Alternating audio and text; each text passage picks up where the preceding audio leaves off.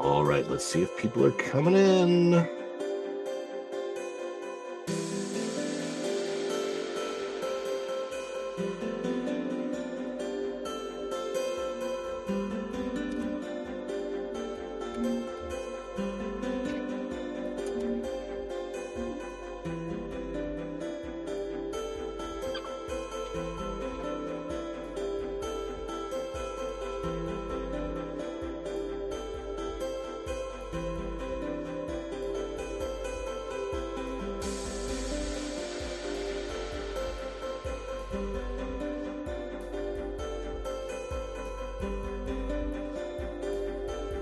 Welcome in, everybody. Welcome in. Stream is starting soon. Stream will be starting shortly, everyone.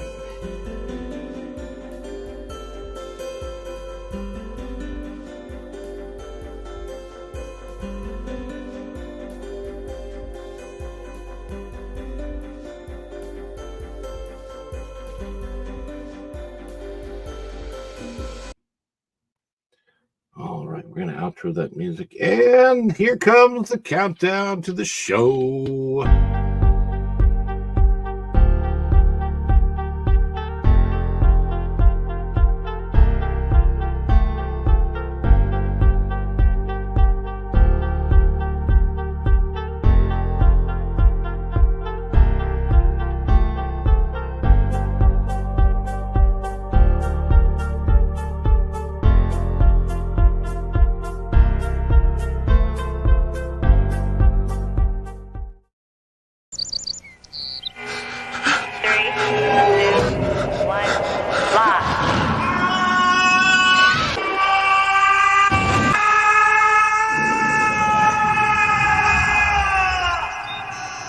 Cool.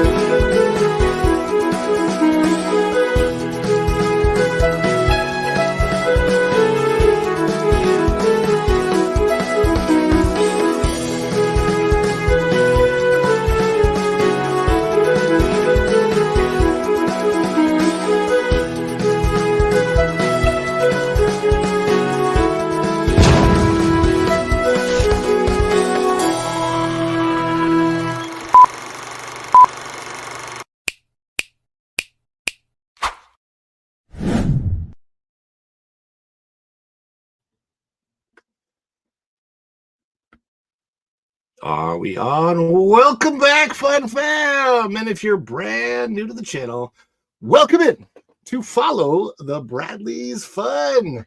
My name is Bronny Bradley. I hope that wherever you are, you're having a phenomenal evening. Tomorrow is Father's Day. Make sure you wish your fathers a happy Father's Day out there. I hope that everybody is doing great. Let's see who we've got in the chat. Well, speaking of fathers, well, it's not a father, but my mom is watching. Kathleen Fantasy watching. Hello, everyone. Let's see what my wife is here. She's got, those are, you can only see the letters of those emojis. Mark Silk, voice actor. Howdy from the UK. Hello, Mark Silk. Welcome in to Follow the Bradley's Fun. We're going to be talking about some fun things today. And we're going to be talking about some not so fun things today. But my attitude is, even when it's not fun, just have fun doing it. And that's what we do as a family. Speaking of family, my first guest of the evening, and I'm going to bring her on. And that is my wife, Virginia Bradley. I'm going to go ahead and add her to the stage. Welcome, baby. My beautiful wife, Virginia, is on the stage. Hola, hola. ¿Cómo están? Hey, how are you people? Everybody, welcome today to celebrate with us. And I'm so glad to be here with you people and with you, baby. And with you. And she is all the way across our tiny hall in the next room, the next studio over. So, oh my goodness, yes, right there, or right there, there. Oh yes, Right. like this here. Yes, And we have a couple of other excellent panelists. Always a show of excellence here on Follow the Bradley's Fun. And so we're going to bring in next Matt Ankney. Matt Ankney. Matt, did I pronounce your name right? Matt Ankney. Ankney? Oh, can't hear you, Matt. Are you muted? Yeah. Matt's muted. Let me see if I can. Wait. I think he's going to fix it here. Yes, in my case, the saying it's too much. Can you hear me now, buddy? There we go. Yes, we've got you. All right. So, how did I get the pronunciation correct? You did, Matt Ankney. I think you got it. Thank you for having me. My joke was she's across the room. I'm 2 doors down here. But no. Yeah. Just pretend. Pretend that'd be funny. The other one. Oh, right. Yes. And then the fantastic, my gosh, his knowledge of Hollywood, the ins and outs, everything that goes on out there at not my Disney, but the Disneyland, not the most magical place on earth, but the happiest place on earth. And that is the fantastic Lou Wasserman's Ghost is joining us tonight. Well, thank So you. excited The problem with magic is it makes things disappear sometimes. Well, it's funny because Disney had that long run of what was that show called? Not Happily Ever After. The other one where they went to that town, Storybrooke, Maine, and Rumpelstiltskin was a part of it, and he always would say, "All magic comes with a price, dearie." And every time he would say that, I thought that is an Easter egg to the money that people spend at the Magic Kingdom, because yes. If it's the most magical place on earth, I think that makes it the most expensive place on earth too. All I know is whenever they put together these packages or deals and they have the word magic in them, and especially adventure and all those other buzzwords for that'll be an extra $5,000. Thank you. You got to watch out. Absolutely. Now, so we may have some more panelists joining us later on in the show. Several of us here have had Passholder Previews, and we have experienced Tiana's Bayou adventure. And so that begs the question: how's Bayou? Yeah. As little time as this has been working, what happens is when you walk up to it as a pass holder, the cast members are all standing on a line and they say, "This not working, Bayou." By the way, about those cast members, are those new outfits compared to the Splash Days there? Because they look like they were designed by whoever did the costumes for that Newsies movie of theirs, It does, but my understanding of those particular costumes that they have going on right now is they're like the old Splash costumes, and they added like a neckerchief and a hat. But I'm not very much aware. Well, it was the hat that got me, because it didn't seem like either something worn in salt mines or in Bourbon Street. So no, nothing about at least the external parts of the ride scream New Orleans, other than the very bottom of the mountain when you're just looking over that the stone wall that's there. That looks like a swamp. That looks like a bayou, kind of, and it's all lit up, and it looks like a haunted bayou at night the way they've lit it up. But let me see a blue bayou. Well, they got Blue Bayou at Disneyland. Maybe they're just trying to advertise, get to that restaurant, go to the other park. Yeah. So there's a couple things that I want to talk about, I should say, today. And we are going to get to Tiana's Bayou Adventure, and we're going to talk about that. My wife has a great opinion of the ride. I think she really, really enjoyed her experience once we were finally able to do it. And then so we're going to get to that, but first there are some other things that I definitely want to discuss here, and the first one is Star Wars. Now I want my wife, maybe can you tell the panel and everyone out there watching, and by the way, for those of you that are watching, thank you so much for coming in and checking us out. Our channel's kind of new to doing these type of streams, and we're only here because you're here, so thank you so much for watching out there. Virginia, Yes. so you were working when Star Wars was a big hit back, especially I think it was the re-release of not the re-release, but the prequel series in the 1990s. I believe you were in Venezuela. My wife's from Venezuela, and she was working in stores then. And tell everyone out there how you felt about Star Wars and why. Oh, wow. That's a long time ago. So I used to be a manager in a retail store at Big One in Venezuela, something like Ross, I can say, or Cole, something like that, big store. And always the first merchandise we received that was from Star Wars. And there was many boxes, different sizes, different characters.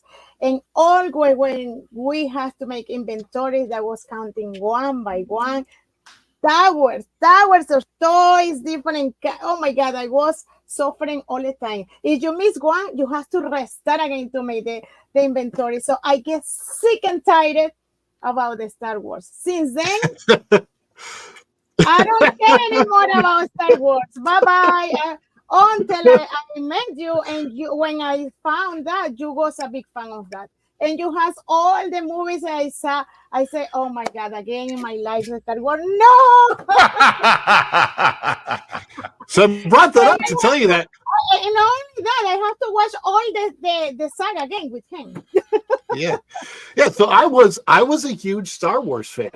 And when we met, I loved Star Wars. I loved everything. It was pre 2015. It was pre any Disney Star Wars, and she can tell you how much I had. How many lightsabers did I have?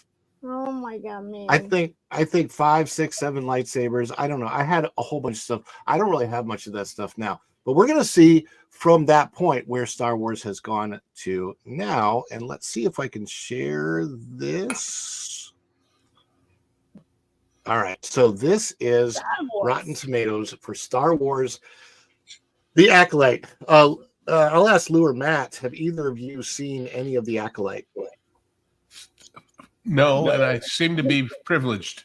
I saw a clip, and I was horrified, and I was traumatized, and I tried to block it out. It was a scene of, I think, 800 women in a dark room chanting, and So was it Taylor Swift concert? I don't know where. It was suffocating. It was horrifying. It was suffocating, Lou, and it might have been. I don't really remember. I could have been date raped. I don't know. It felt like it. I'm never going to go back. Probably TMI. Edit that one out. Man, the thing of it is, it's like this. I won't watch Acolyte. I have also seen clips. I've seen other people's reviews. I just can't. I just can't bring myself to watch it. Star Wars has changed a lot. When they did what they did to Gina Carano, I said I'm out. And I have watched a few things since then, but I haven't been pleased with any of it that I've seen. I tried watching. Andor. I tried watching Andor, and it's just super slow. Everyone says it's really good Star Wars. I'm like, it's super slow. I just can't do it. It's you know what? It's not Luke's saga anymore, and they ruined Luke anyway. And they made him drink green milk so that they could try to sell this green milk in the park, and the green milk tastes like rotten Fruit Loops. So it's just not even worth it. So. Yeah, Scoopity Doopity, we are going to get to the backside of Tafiti. We are going to absolutely get to Tiana's busted and screwed up adventures, but we're just covering a couple of other things real quick. First, the thing that I see is the 16. I mean, that's a huge thing right there, Ron. Yeah. Yeah, Fixed and I don't know who those 16% of unwise people are. What did Lou say earlier about who's paid? Do we lose Lou? I'm here. Okay. I was looking. One of the many channels I subscribe to is one called Keeping Walt in Disney that has basically lots of clips from the old original, Wonderful World of Color, Wonderful World of Disney show. And they just happened to put one up 5 hours ago, which is 3 Lives of Thomasina bonus content. And it's called Disney's Beautiful Witch. I would say the quality of witches has gone downhill from what I've heard about Acolyte. Oh my gosh. Yeah. I don't think they'd let Susan Hampshire in their coven, do you? No. I just what and for twins too, Haley Mills. These concepts have been around in Disney before, but somehow they messed them up. I don't know. I don't think that the audience would have necessarily been offended by a twin story, like you mentioned. Twins in past stories are common, and they start back in ancient Rome and Greece and storytelling, and so there's probably really cool stories you could tell with twins or witches or witchcraft within the context of the Force or something like that, but not to co-opt and change and turn Star Wars into something else. And so if the members of the audience haven't seen the Acolyte essentially reboots the Force into something more of a magical thing. So, well, when I heard that they were now saying that the Force is quote unquote a thread, my first thought was, what have they got a sponsorship deal with Singer sewing machines? Because everything is product placement in this outfit these days. Well, it could be a sponsorship deal with Michaels because they've got so much of their fake plants. There's that. But, and I see California Dreaming's comment, which is great. And I don't know if you've heard what WDW Pro has called those daggers.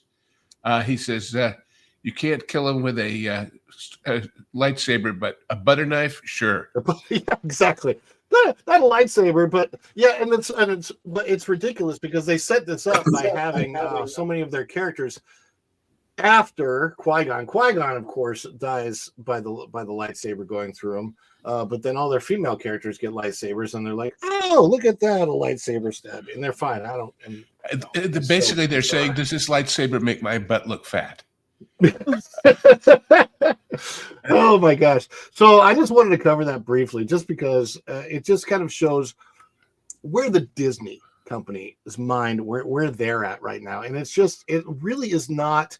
Disney used to be so much about knowing their audience. As a matter of fact, I used to be a Disney cast member, and my counseling was always know your audience. And they clearly are not taking their own counseling from at least from that day. So the rating, the 16% says everything, and that says average audience score.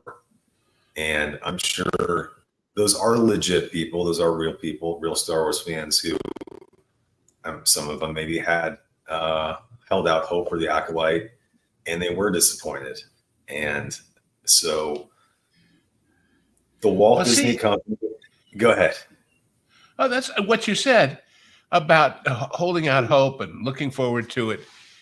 This is going to be an interesting thing to watch because when the prior bad epic Ahsoka happened, remember that the scorekeeping is different for this because it's about retaining subscribers or getting new subscribers, not about selling tickets in the theater.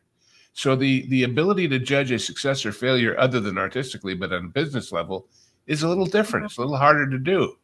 Well, with Ahsoka, I got the impression, and a lot of people did, that people who were thinking of dumping Disney Plus were saying, well, let's see what they do with this. They're touting this pretty good. If this is still good, I'll stick around. And they watched the first couple, and then you saw the numbers fall way off on the Nielsen's. And you got the impression, because later when you saw the subscription numbers, they also fell off. people were not only waiting for a kind of, well, this will be my stay or go moment, and watched it, didn't like it, and not only didn't like it, but dumped the whole program. Now, a lot of people who said, I'm not even interested in watching it because I hear it's so awful, are hearing more about the details, and the numbers may go up a little because they'll be saying, it couldn't be that bad. It couldn't be all that. I got to watch this number 4 or 3 just because it can't be what everybody's. When they find out it is,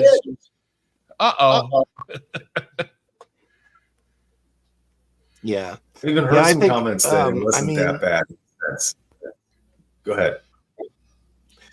I just feel like the people that are keeping Disney Plus. I mean, I have Disney Plus because I bought the year-long subscription, and I feel like the people that are keeping it for their kids and for Bluey and for and as I keep older. Saying, you can buy things. Bluey on Amazon on a disc and watch it as many times as you like. For I think that's true. Seasons 1 and 2 together were $19.95 on the package.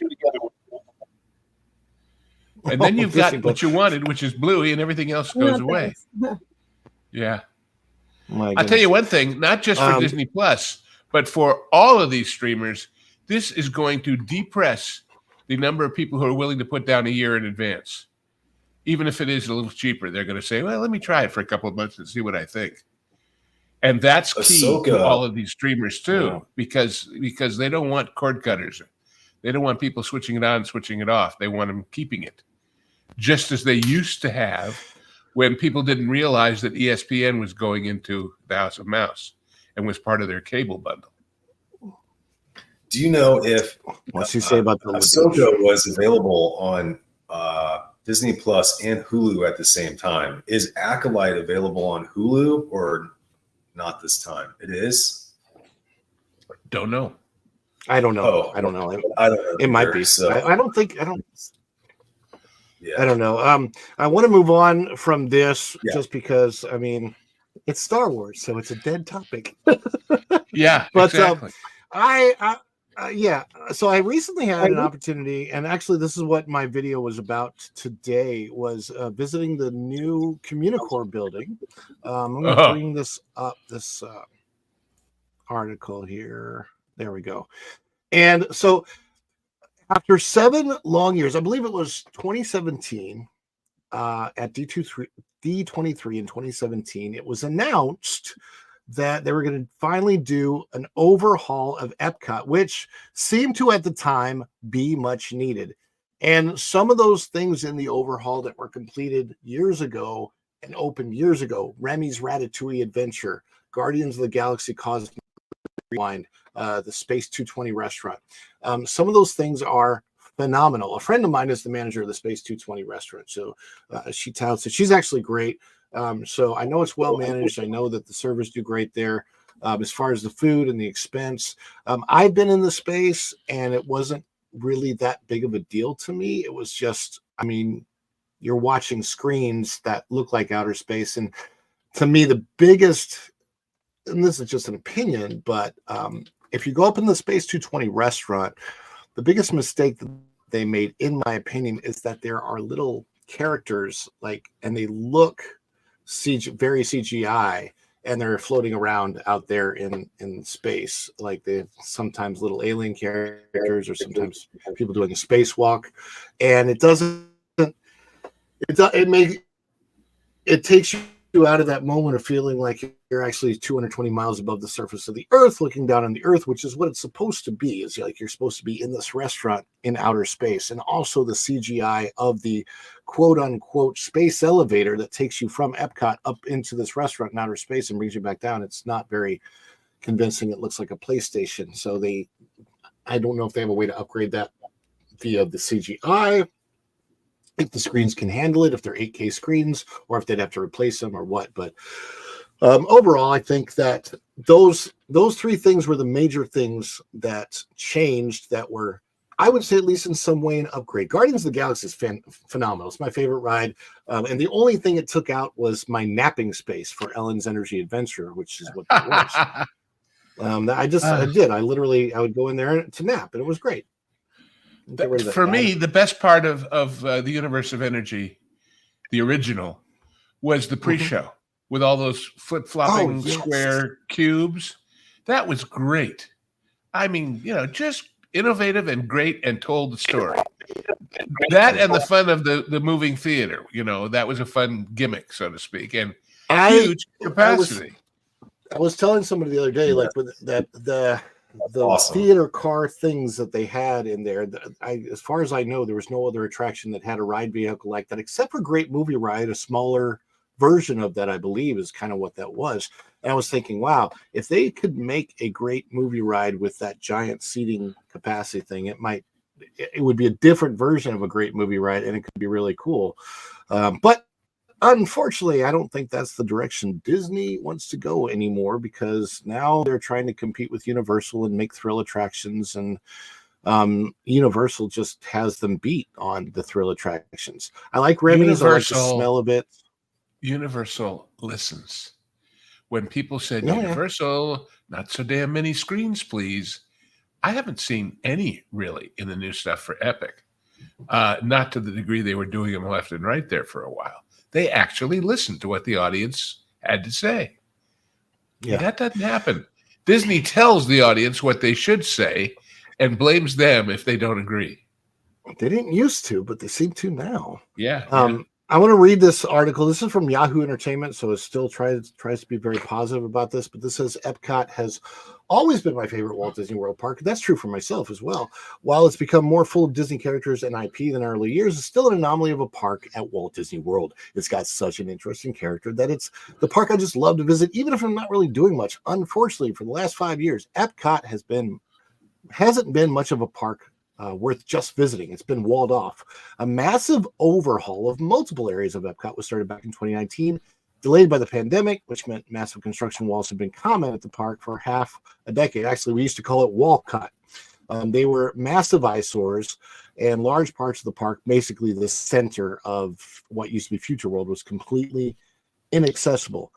So they've been slowly adding to it, and then here's what happened. They took the old Innovations, and I can't remember which one was East or West. I think it was East. I never can either. Yeah, they took one of the Innovations buildings and they turned that into Starbucks and an eatery, and that's all it is now. The merchandise store simply changed into a more modern version of a merchandise store, a mall store, and then they tore down the other side, both buildings, with the idea that they were going to build this amazing 3-level festival center with a park on the top for fireworks viewing and dessert parties, and a middle level where you could look out into the green space. There was going to be massive fountains. It was going to be beautiful. And what we've ended up with is basically any city park that has park benches. That's basically, and charging stations, lots and lots of charging stations. So if you want to sit out in the 100-degree hot Florida sun or the pouring rain in the afternoon to try to charge your devices, they got a place for it now. And then they've got this Communicore Hall, which replaced a building that didn't need to replace at all. The other Innovations building, which was the old Communicore building, they replaced it with this, and it's a downgrade from what they had there. It was an empty space. You'd go in, you'd cool off, and if they would have simply put tables and chairs in that building, they would have saved so much money and not had to do this at all. Well, they tore it all down, then they said, oops, we got to build it back again. Yeah, and exactly. It's like, maybe you should have left it there, guys. And what's inside, from what I've seen, it's the room where you take the breaks between the sessions at your convention at a bad convention hotel somewhere in a major city anywhere. That's what it looks like. Basically it. Here, let me show you the inside of there. Couldn't even do something on the walls. Wow. I took this. The only thing I'm thinking is that maybe the reason this is so blank right now is because it's between festivals and they have it set up so that they can decorate it for each festival differently. And it needs to be this kind of a blank canvas. And that's I hope that's it, because that's the only thing that I can think of. But it's so ironic because they call this the festival center, and it opened during a time when there's no festival at all. Well, This but looks they are like the using it convention when it center. rains. This looks like a When it convention center rains. in Wichita, Kansas. Yeah. I mean, this could be anywhere. There is nothing about this space that screams Disney or Disney quality or what Disney has been in the past. So But I understand this Encanto show, which is of course outdoors in a place where it rains every damned afternoon, moves in here when it rains. Yes, it's because what they did with that show is all they have to do is put up a screen to play the show. The show plays on a screen. Right. The entire show plays on a screen, and the performers are simply reacting to what they see on the screen. So they have what they call that was some kind of trivia. They named it after Madrigal trivia, whatever. They have this trivia, they play that with the audience, and then they go play songs and scenes from the movie, directly out of the movie, and they lip sync to those scenes and dance and try to bring people from the audience in, because everybody wants to dance in 100-degree weather outdoors. That's on a slippery floor. On a slippery floor or on AstroTurf, because that's what they have, patches of AstroTurf out there.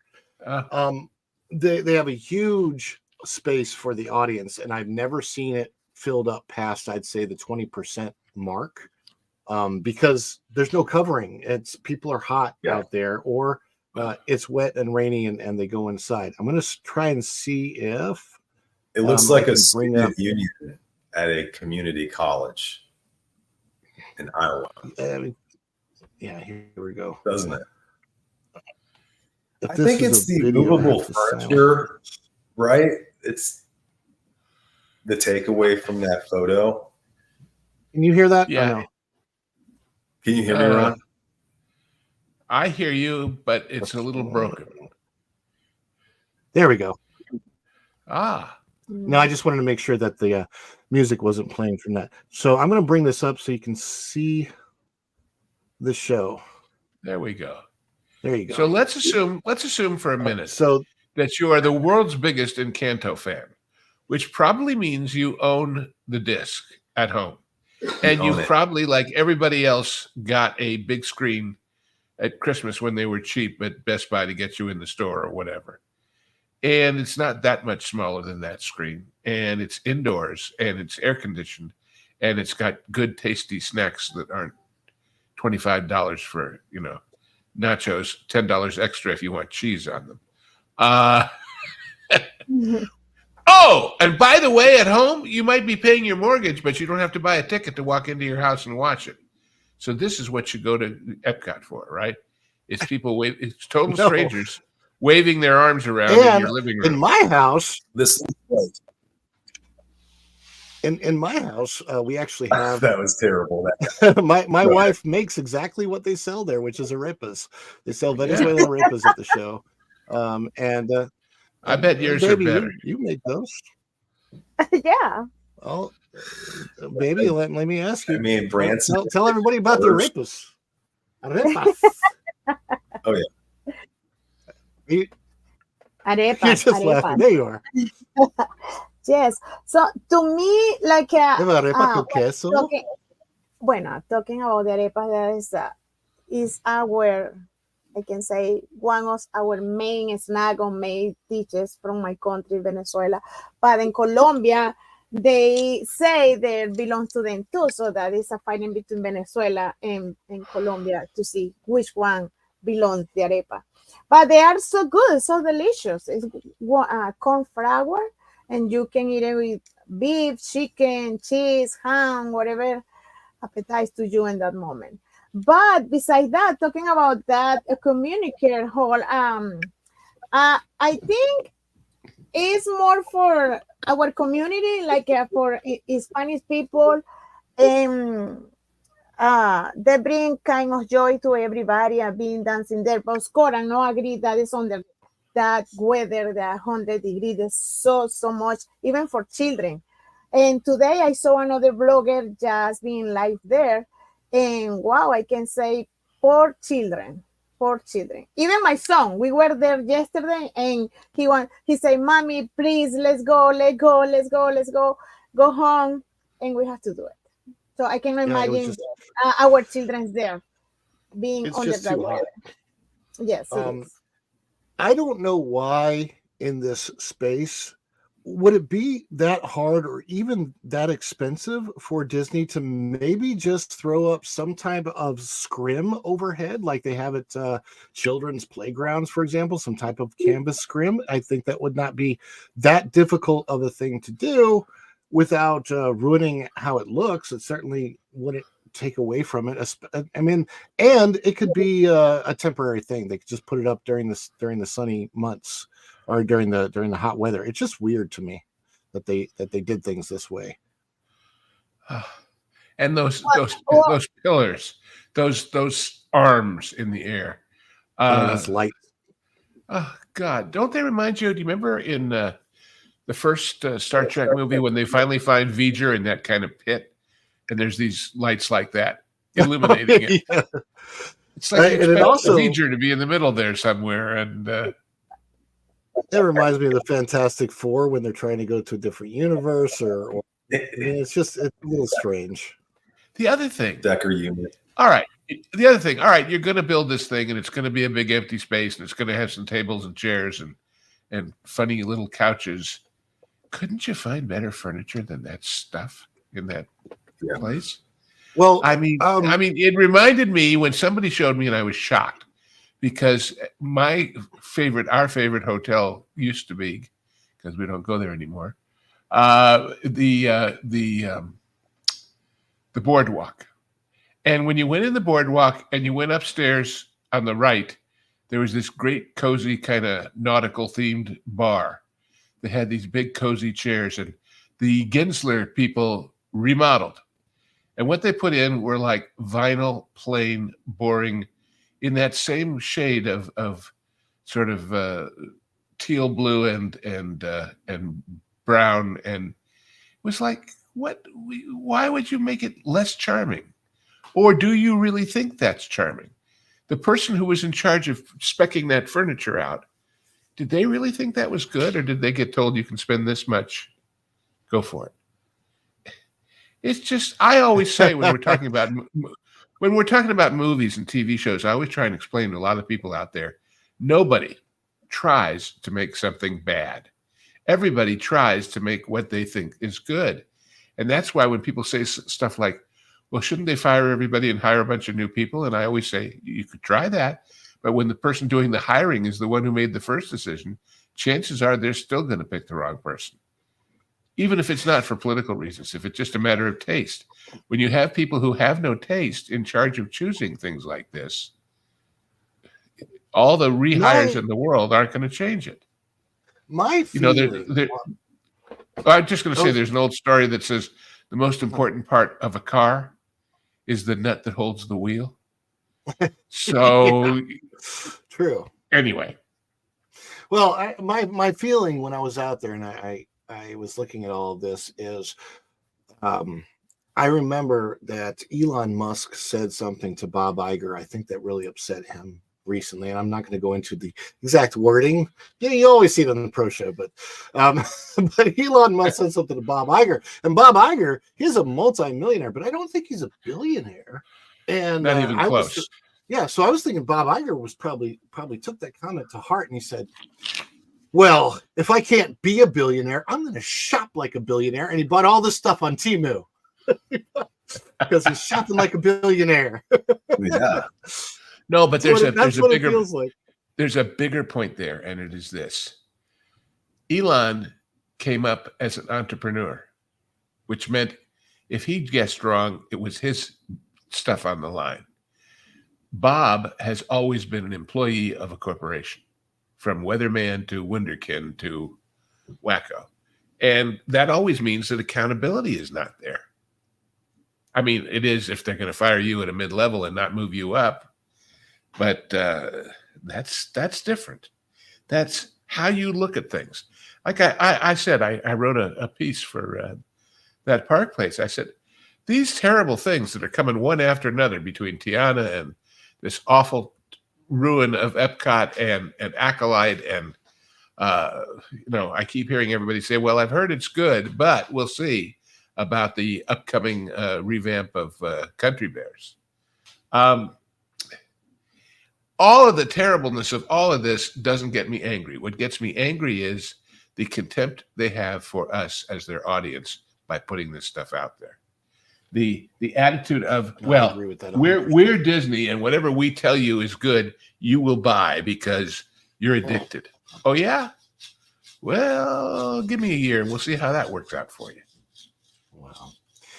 So, yeah, and that brings me to the next point. I've been following Tiana's Bayou adventure for since the end of April. I've been really watching it as it's going up, and there were some very enthusiastic people that I met who were so excited about the opening of this, and I'm totally okay with that. I actually find that level of enthusiasm is infectious, and I like being around it, and I wish that could be me. I wish I could be so excited. I mean, I kind of had that for Guardians. I really, and Guardians fortunately turned out really good.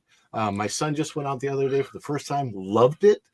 And so everybody in my family's been on it, and we love that attraction.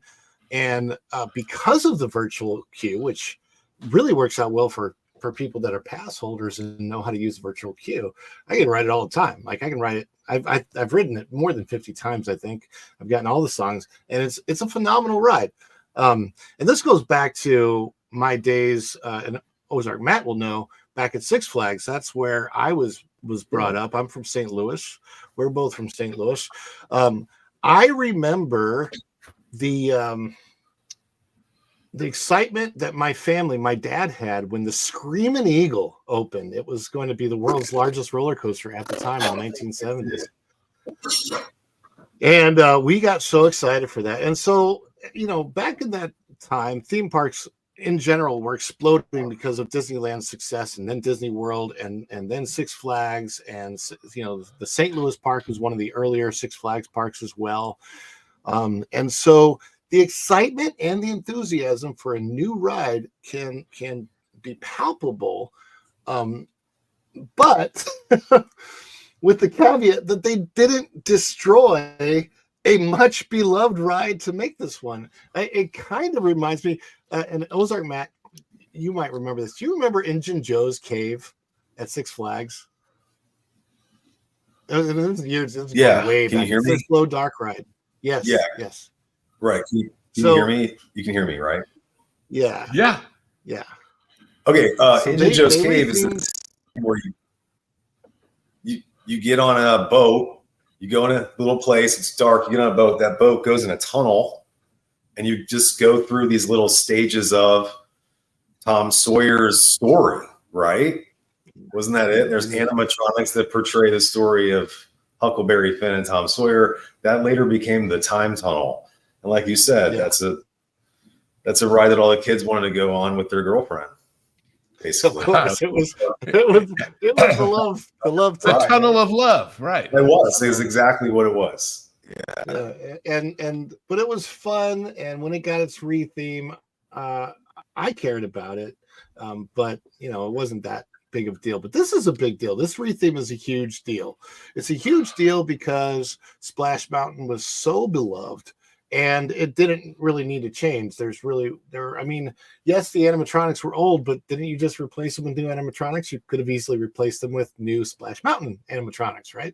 But they chose to go a different route. But that's not even the biggest challenge. So we're going to talk about the Passholder Preview, because I've had all the other videos about the other mechanical problems and other things leading up to this. But last week they were doing cast member previews. Thanks to WDW Pro, Reina Creole and I had the opportunity to do a cast member preview, and we were able to get on it. Thank goodness it worked out. But during the cast member previews last week, And during the opening celebration event, when they brought out the actual stars of Princess and the Frog, the actors who voiced all those roles, even then, the ride broke down and they were having issues with it. And I'm like, that is not a good look for the company. So, and people keep making this excuse that, oh, well, that's exactly what this testing is for. But this testing, no, they don't get it. WDI handed this thing off way too early. They weren't finished. Even WDI said they weren't finished, and they were told to hand it off early because they wanted this thing open. So they said, operations can take it. For people watching who don't understand how these things work, WDI, Walt Disney Imagineering, builds the ride and designs it and gets it ready. But once it's officially done, they hand it off to what's called operations, who are the people that run it. And the story we heard from inside sources is that WDI told them it's not going to be anywhere near ready. We're having issues. And they said, tough, we need it open so we have something going on for summer. We can't wait until July or August. It's got to go now because, it's on the schedule. Like that should matter. And you don't have to go that far to whether it works or not. We heard that several weeks ago, Bob Iger himself was seen there riding it, and that when he got off, he was heard to say, it's kind of boring. Yeah. Well, this is the guy that claims that he watches every movie 4 or 5 times before they release it. And here we are years down the road, and he's just finding out it's boring. And then what does he do about it? What he does is make sure we kick in the teeth anybody who dares to say that. Their first go-to reaction is not, let's fix it, let's delay it, let's get it right. It's, how can we cover it up? It's, how can we, that is what gets me, is the management philosophy that says, A, we took 6 years to build a stinker, and B, when we know it's a stinker 6 months before it opens, we aren't concentrating on fixing it. We're concentrating on hiding it or pressuring people into liking it. Yeah, and we're gonna buy their love with a goodie box with cookies and toys. Let me read this comment from California Dreamin'. I want to bring my wife back in. Just watched a vlog of Tiana's, and the Mama Odie animatronic was face down in the water, and they had to remove her from the ride at the end. Oh, I don't know when that happened. That must have been, I don't know, that maybe it was yesterday. I just figured it out. You heard about, what was the name of the character in the health pavilion at Epcot that when the ride closed down, somebody snuck in and stole it? Bucky or... Anyway, it was stolen. Somebody actually broke in and took it away. Oh, yes. Maybe they've decided that the way to solve that is not to up security. It's to make things so bad nobody wants to steal them. Wow. About 2 hours ago, they said this happened. My gosh. So, but we, so I'm going to talk about my Passholder preview a little bit later. I'm going to let my wife speak about hers first, because we went as a family yesterday, and we did have a very enjoyable time because we went to Guardians first. And basically, the way that the story went down is, right now, what they're allowing pass holders to do is that if you don't have a reservation for the Magic Kingdom park on the day of the Passholder previews, you can have a reservation for any park, and from home at 1 p.m. still try for a virtual queue for Tiana's Bayou Adventure for the Passholder preview. So that's what I did, and I got a virtual queue right at 1 o'clock. And then I said, okay, so we'll leave. Let's get out there. It'd probably be, they're still riding riders, so it'd probably be 2 or 3 o'clock before we would even be able to try and ride. So let's not worry about the time. And I checked as we were heading toward the Magic Kingdom. I checked my Disney Experience account, and I saw that the ride was down. So I'm like, okay, well, let's head to Epcot, because that's where I had my reservation, and I had a virtual queue for Guardians of the Galaxy. So I'm like, well, let's go there. My son, Xander, he's 11. He's never been on really big roller coasters, and he wanted to try Guardians. And so we let him do that, and he loved it. But about 5 minutes before we got on Guardians, like we were in the line ready, about ready to get on. I checked my Disney Experience, and my group was all of a sudden called for Tiana's Bayou Adventure. I'm like, okay, we'll ride this, take the monorail, we'll go over there, which we did. Okay, and then we finally got to the Magic Kingdom, right? So about a 40-minute trip walking from Guardians, getting on the monorail, taking the monorail to TTC, then going from the Transportation Ticket Center monorail to the Magic Kingdom, getting inside, taking the train, finally got to Tiana's Bayou Adventure. And they let us go in the queue. They're like, oh, great, we can go in the queue. And then literally the moment we stepped in the queue, we heard lightning and they closed the ride down. So we're like, okay, well, we're all hungry. Let's go eat. It's almost 5 o'clock in the afternoon at this point in time. And we ate, and then we went back. And when we went back, we were finally able to go. So I had already ridden it, and I did not want my biases to rub off on my wife and my son. So what I did was I let my wife and my son ride by themselves, and I want her to tell her story of her experience, because I think she really enjoyed the ride. Yeah. So yes, Sander, please come here to help me. No, okay. So we were where? What is the name of that? The Guardian of Galaxy? We were at Guardians. Yeah, Guardians of the Galaxy Cosmic Cruise. Okay, we were there. And then when you saw that, you got in panic and say, oh my God, we have to leave. We have to go to take the monorail, and we have to go there, blah, blah. And we finally did it. And by that moment, when exactly we got there to make the line, they say to us, I'm so sorry for you guys, but this is closed down for today because of the weather. And we say, oh my God. But Sandra was happy because he was really, really tired of the hot weather yesterday. And we went to eat, and then we come back. And then finally that was, okay, good weather. We were inside. We was walking. I really did enjoy the pass until we got seat.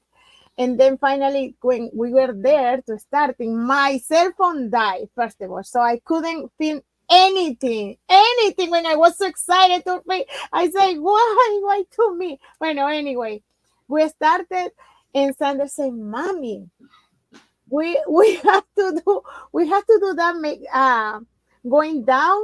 I can't. He was so afraid about it.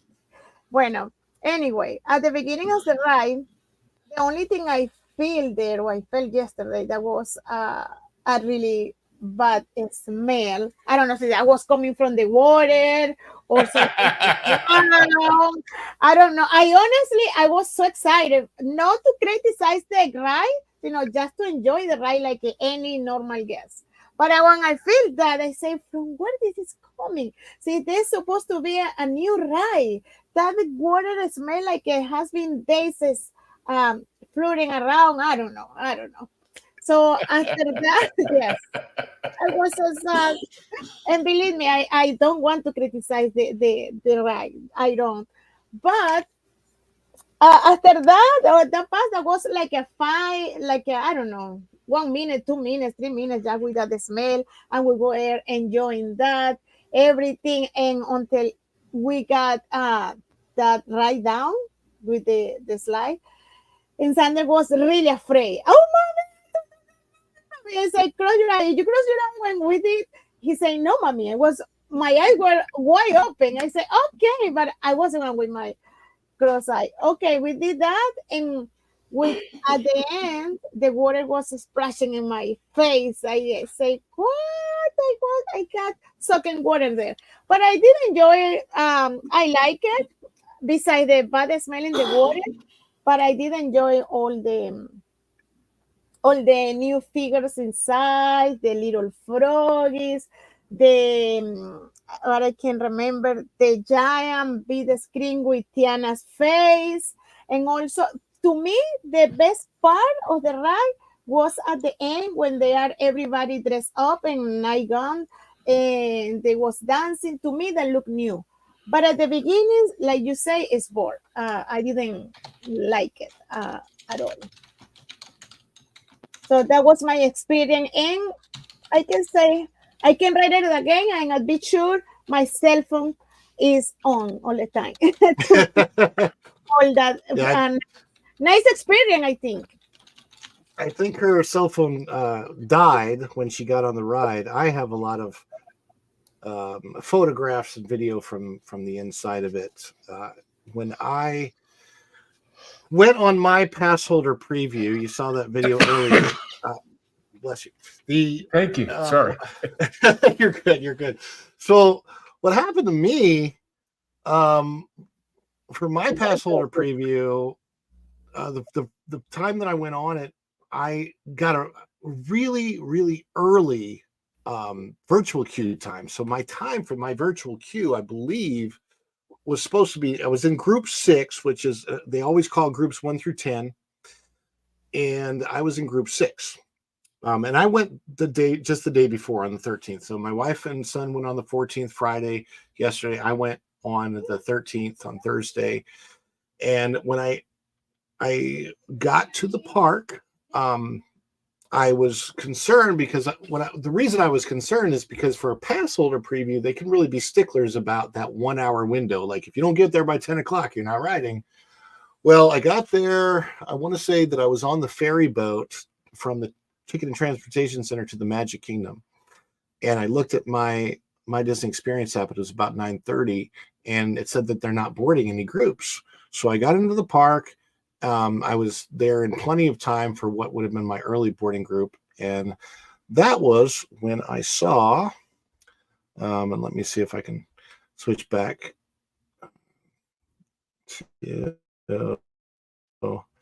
Just scrolling through everything that I took there. Let's see.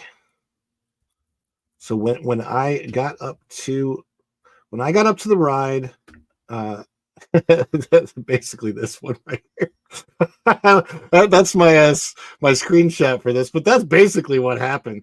It was just like on Wally World. Oh, sorry, folks, we're closed. The booth out front should have told you. Yeah, that happened yesterday. So yeah, here's the video of that. So I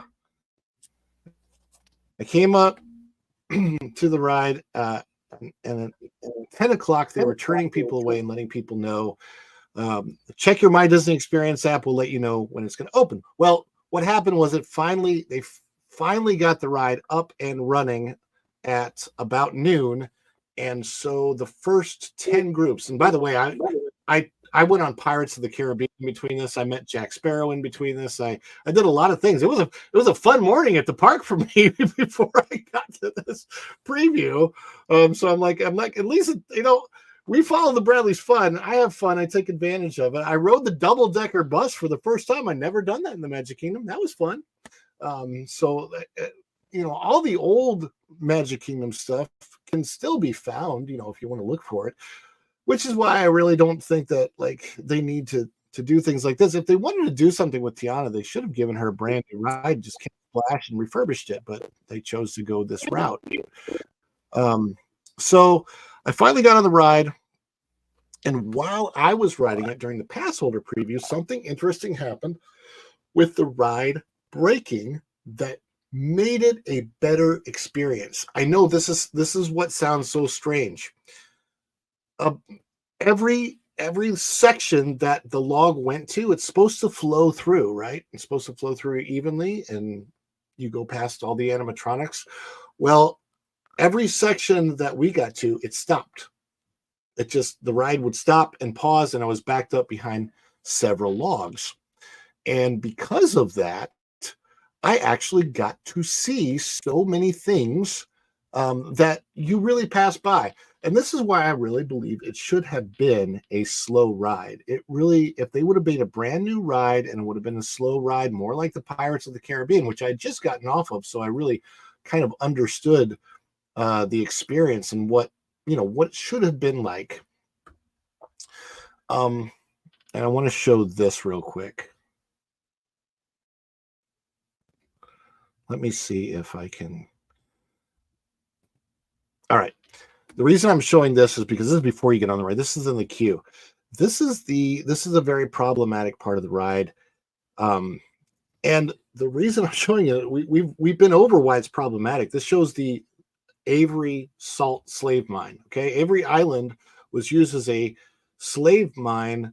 It's a salt mine, and they sent slaves there. And really, it was the worst kind of punishment for the slaves. You got sent there. They actually brought them down from even New York and New Jersey and made them indentured servants. They weren't even slaves.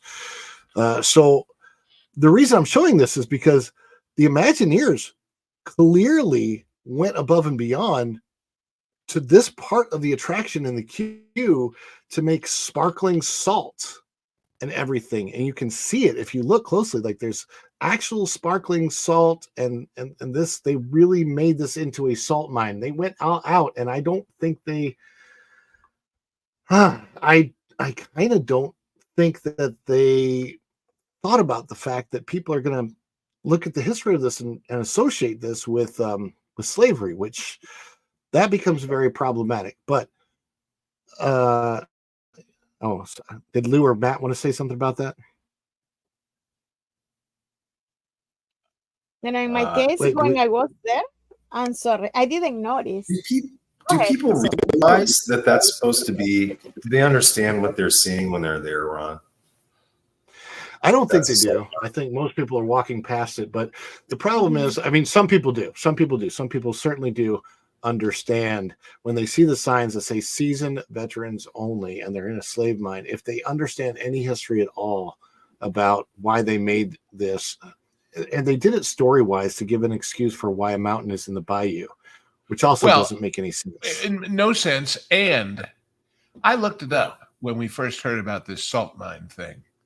Do you know that the biggest salt place in Louisiana does not make culinary salt? They make road salt. It gets shipped up to the Midwest for the roads. That's what comes out of Louisiana. Okay? Oh, golly. And this whole thing of, we saw all these previews of them doing research in New Orleans, eating at Dookie Chase's and going to the Jazz Museum, none of which is in the ride. None of which is in the ride. No. But they had a grand old time. I bet they did. Look, on a purely practical basis, something that you don't hear around Disney very often, the whole need of the parks is more capacity. They need more rides and more stuff so they can absorb the large numbers of people. So the way you do that is with a new ride, not with taking an old one, A, out of service for several years, and B, bringing it back, not even able to run at the speed and the capacity it used to, because somehow they've lost the knack of how to run the same ride on the same track at the same speed. These pauses that we're talking about, I noticed when Disney put up their first point of view video that basically they hadn't gotten the timing right, because you'd see an animatronic down there at the end of this dark corridor. And when you got up to it, it started talking. And by the time you were past it, it was still talking. So you didn't hear anything that it was saying. So if you can't get those things right, this whole thing you said about stopping and being behind several logs, in the roller coaster technical world, those are called block breaks. They are portions of a ride where things can be paused to get the timing right so that they don't bump into each other, and so that if there's a mishap, they cannot have people following on top of them. That is why, by the way, when Universal, you know how they're doing these videos of each of the lands at Epic, and when they did the one on Nintendo, they did not show the inside of the restaurant. They did not show several other features, and the reason is part of their contract with Nintendo is that they cannot reveal details that exist currently in Tokyo until the ones in Tokyo are working. And they were having problems with the ride, not with the content, not with the safety, but with getting that timing right. And so they literally were embargoed under their own deal from showing things that you couldn't see unless that was running right in Tokyo. So these things all matter, but they're I know Disney, yes, of course, the creativity of when it's working is far superior to a off-the-rack Six Flags roller coaster. But the mechanical side of it is all the same, and it's not rocket science. It is just something that you need to time out. And on a new ride, yeah, it takes some time to play with that to get it right. But this is the same machine that's run for years. They didn't change anything about the actual ride. They couldn't. Remember originally the concept art showed that boat up on top, and they found out they couldn't do it because the building, the structure underneath all the decoration wasn't up to that weight. And in order to fix it, you would have to take it all down and put it all back up again. And they weren't about to do that. So the idea that Mama Odie has a problem is one thing. But the idea that a ride that's been running successfully for all these years on the same track in the same place that you turned off 6 years ago, and now you're turning it back on and it doesn't work, and you can't figure out based on all that experience you had running it all those years. I mean, it probably shut down once in a while, but certainly not because it was raining, not because there was lightning. Yeah. It's like, oh my God, they have thunder and lightning in Florida. I'm shocked to discover there's storms in Florida. I mean, that's they only turned it off in January of last year, though. Like it was only shut down. Splash Mountain was only shut down in January of 2023. This is 2024. It's just, I mean, it wasn't even that long. They should have, flushed out the water and then absolutely gone over. And I thought they did. I thought I've heard that they went over all the mechanics of the ride first. You would think. And the other thing is, when they were ready to shut it down, they'd be ready to do it as fast as possible because they don't want it out of service. They want it there sucking up people because that keeps the park happening. This ride has a tremendous capacity. And you'd think that at night or whatever, they could go through and prepare the spots where the new stuff is going to go so it's ready. So when you finally pull the plug for a year, you're right in there the next day installing the new animatronics because they're all ready to go. Didn't happen. No, and it's weird because you have a light in that room. Say that again. You know what I'm saying? I don't understand these images from a certain sense. That mushroom is not lit. It's lit from afar. It doesn't even have its own specialized spotlight. These are painted in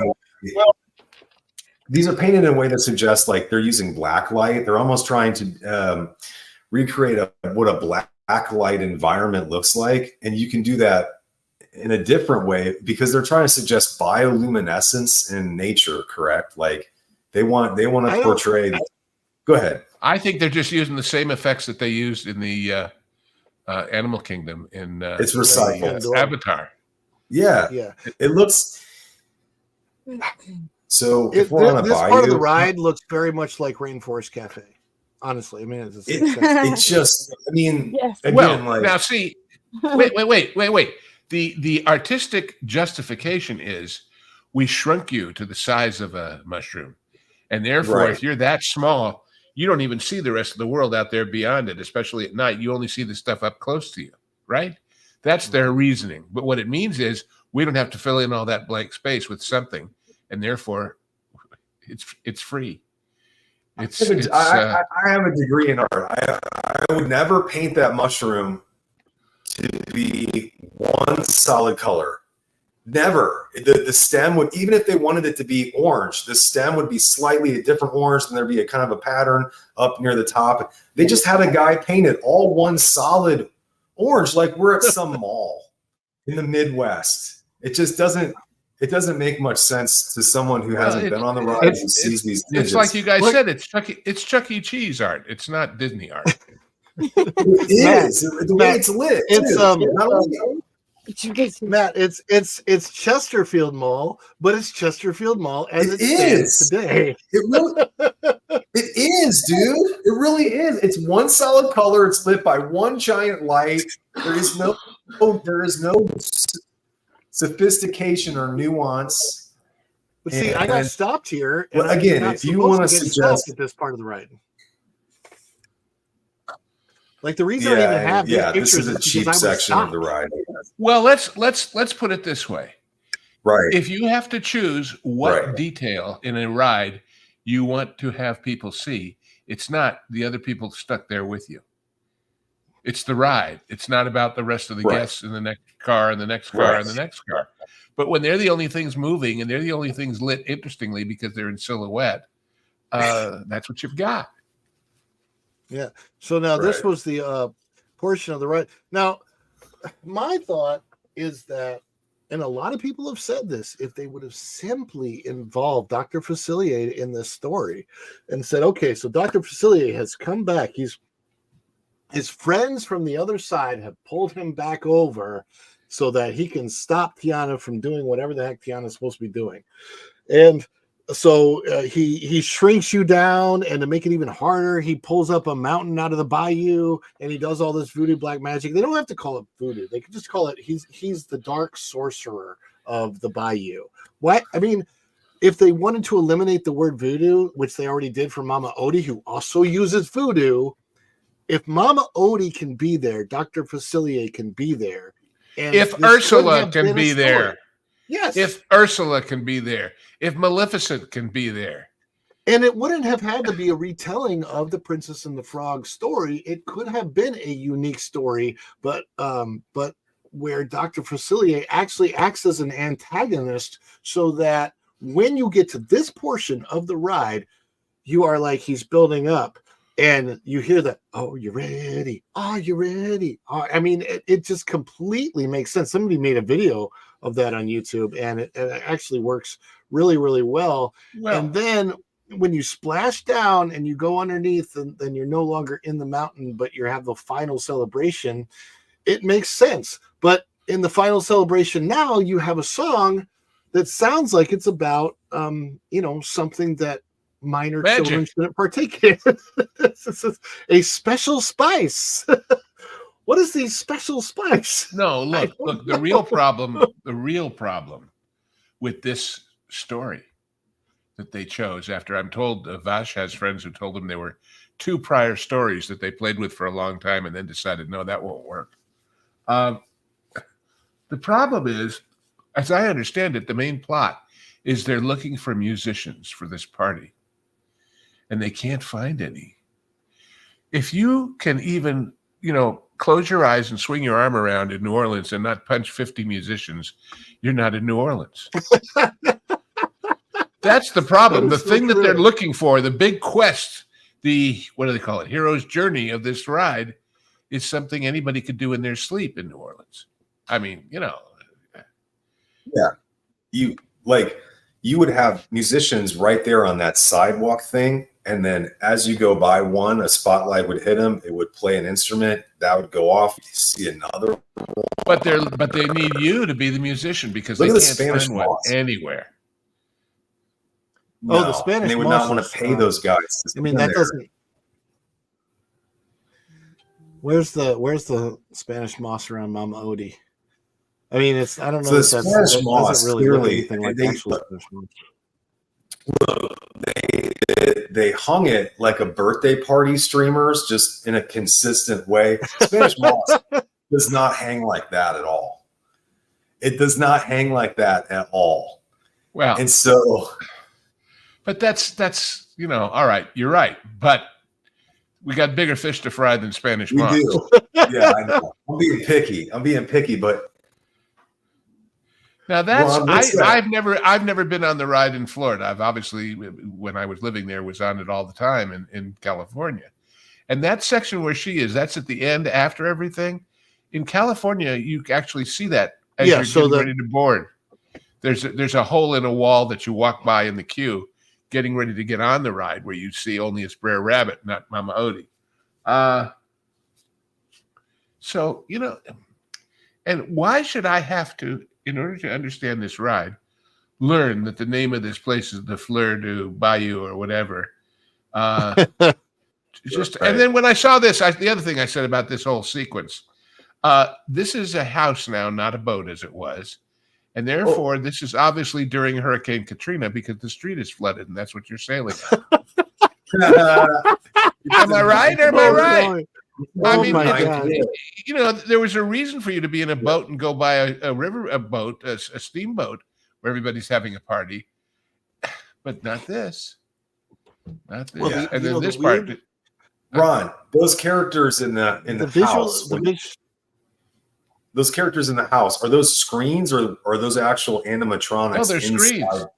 Those are screens. I was just going to mention that about the screens. Yeah, that's too bad.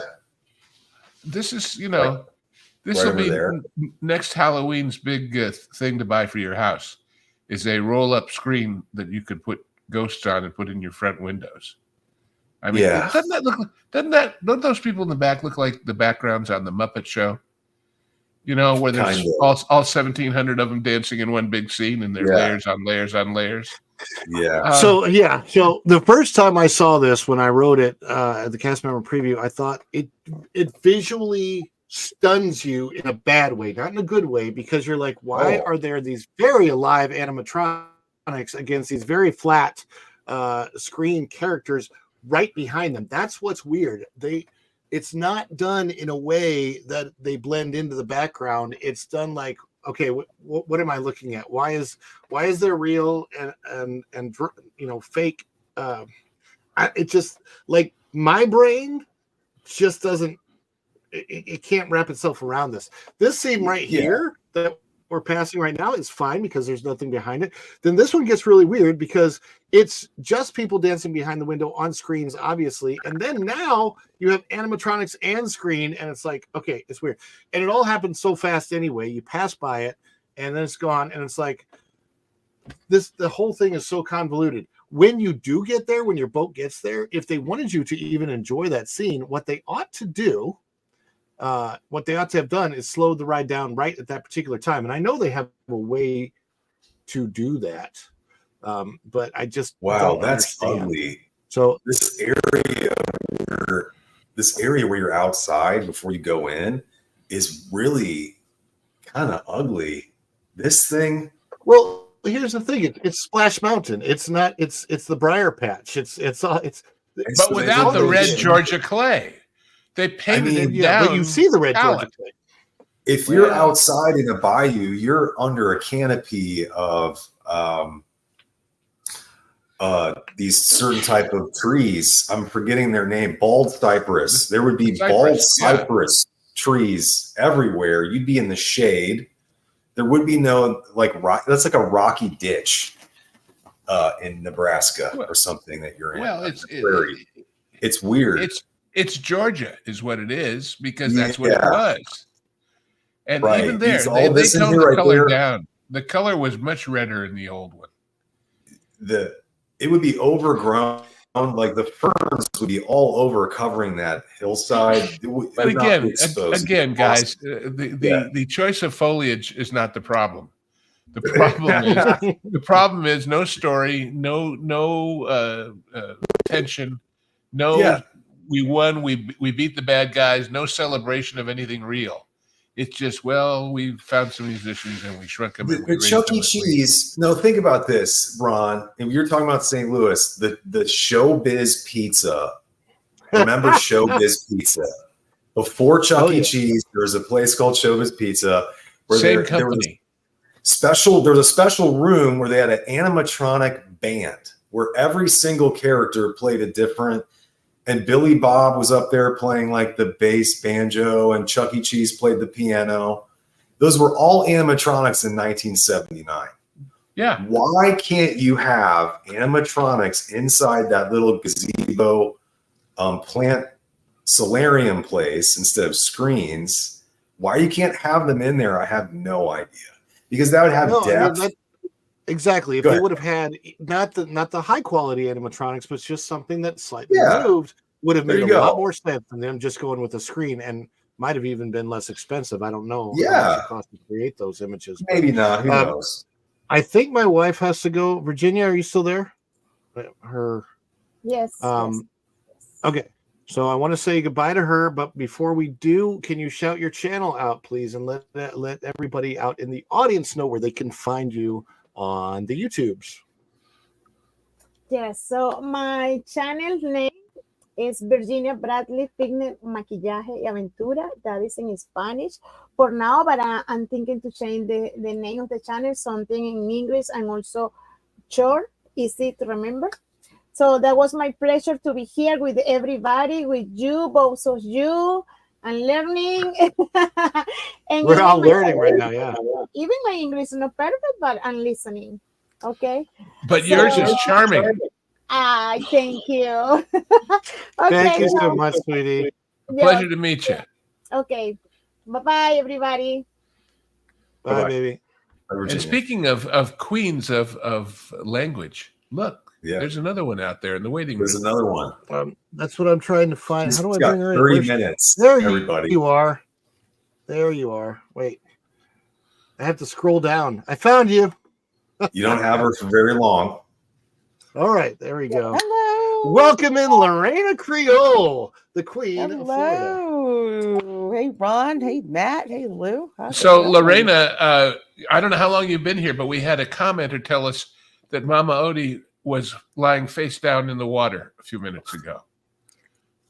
The animatronic actually fell over, and then they shut the ride down and they got her back up, but she's not moving. And so, how's that for, just when you think it can't get worse, this is the hold my beer ride of all hold my beer rides, isn't it? Burr Rabbit is not done his revenge. Let's put it that Oh, way. yeah. He's out there. Mm-hmm. So we've been talking. My wife gave her experience. My wife and I went with the family yesterday.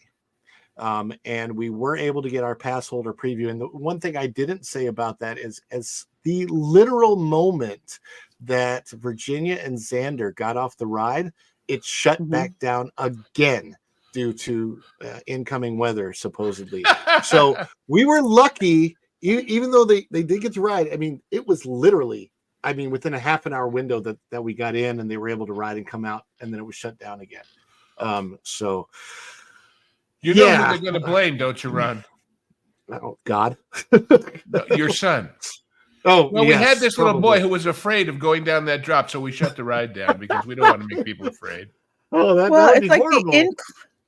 The inclement weather thing. That's something is that's completely out of their hands. But when this was Splash Mountain, when it was inclement weather, people were like, okay, whatever. I'll go do something, come back and and ride the attraction. Having the inclement weather on top of this absolute inexcusable annual pass holder preview is just the topping on the cake. It is the lousiest show that I have ever seen. And let us remember, this is the equivalent, and you're going to say, how could those be the same? But they are. This is the equivalent of Acolyte. Why? The whole purpose for Acolyte is to keep people signing up. One of the reasons for being an annual pass holder is you get to do special stuff like this. When it ceases to be special, you cease to be as interested. Yeah. When it says there's going to be less and less to do here, and it's going to be less and less interesting, and I'm not going to get goodies, you say, well, maybe if I'm only going to go once or twice a year, I don't need to buy the whole year. Just like subscribing for a year to Disney Plus. Yeah, because it depends. Again, it depends on where you are. Because for Ron and myself, since we're local, it's much easier for us to say, yeah, I'll go another day. But when you have people who visit from out of town, some who may just be pass holders, because at one time I lived out of state and I was a pass holder, went like twice a year. And if you pay for the lightning lane, which I'm not kidding, will probably be at least $20 a pop per person to ride this, and the show isn't complete. I mean, it's different if this thing was up And it maybe stopped for a half hour, stopped for an hour. They figured out the problem, and the rest of the day was fine. Yeah. Again, I've never had an annual Passholder Preview. Tron didn't break down. Cosmic Rewind did not break down. There was a little blip with Cosmic Rewind, but it was with one of the show sections. We really didn't know if something was wrong or not, and they just started it back up. It was one of the holding areas, and that was it. And there was maybe one shutdown, but I think this was a couple of days after the annual Passholder Preview. This was like during, regular operation.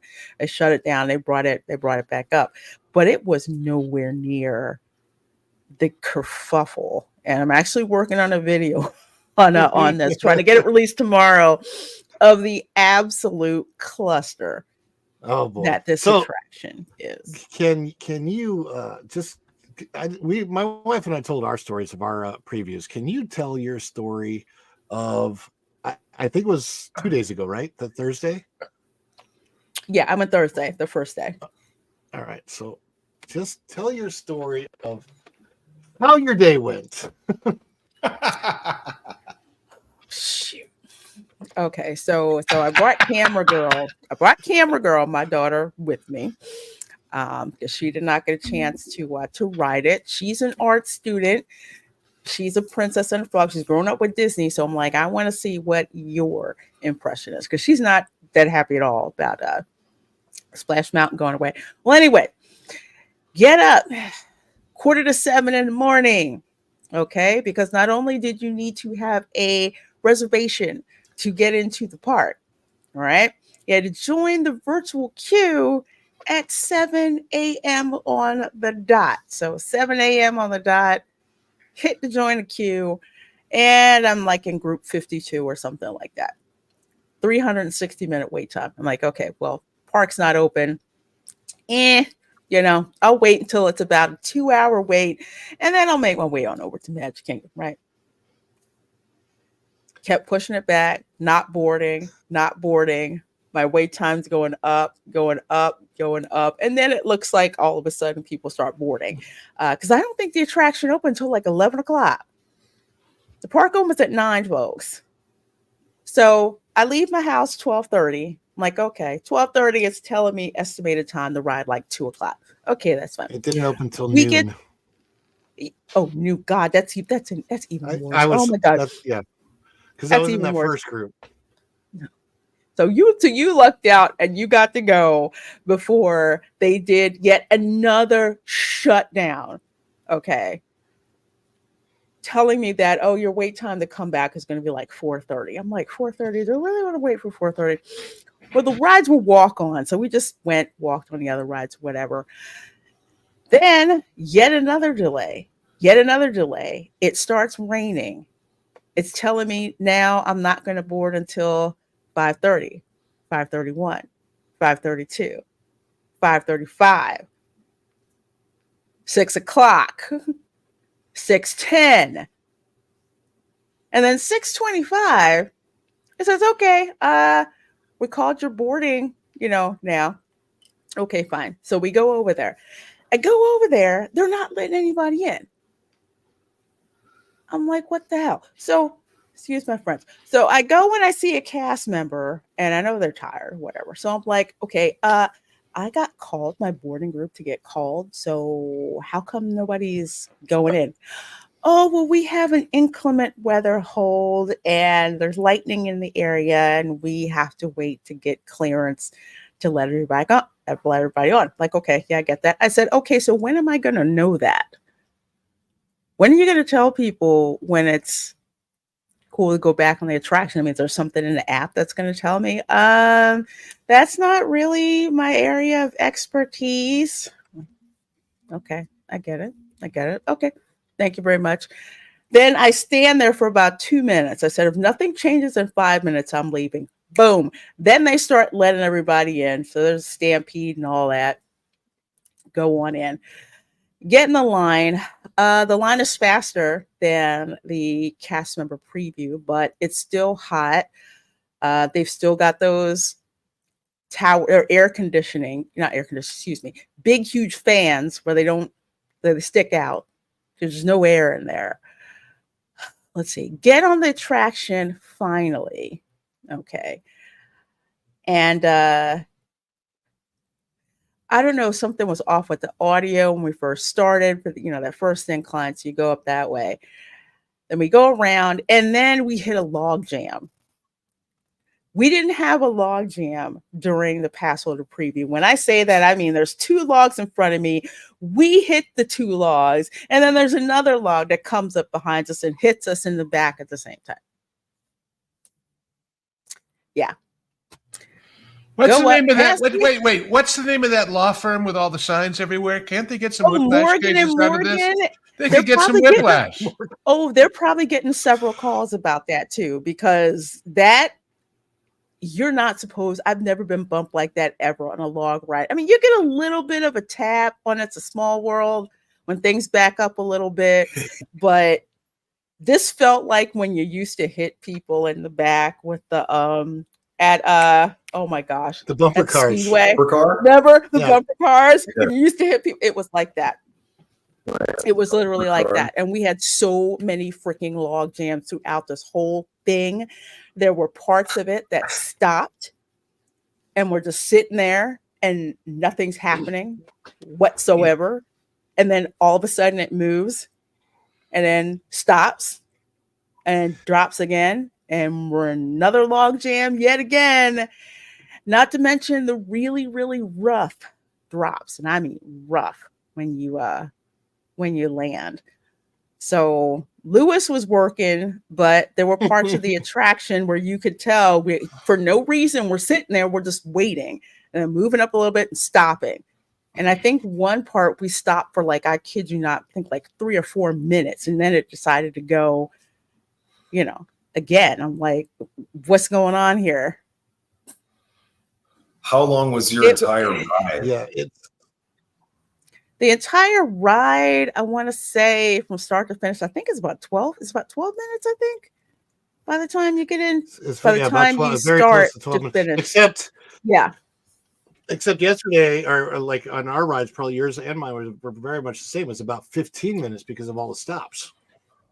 Mm-hmm. Because exactly. Because I got stopped a bunch, just like you got stopped a bunch, and every time I stopped, I'm like, okay, well, I wasn't planning on filming anything, but I'm stopped, so I'll take some pictures. So I mean, I will say this: I actually got to see the animatronics this time. So there's that's the other thing, and it's something that Disney's been doing with a lot of their attractions of late, which I don't like.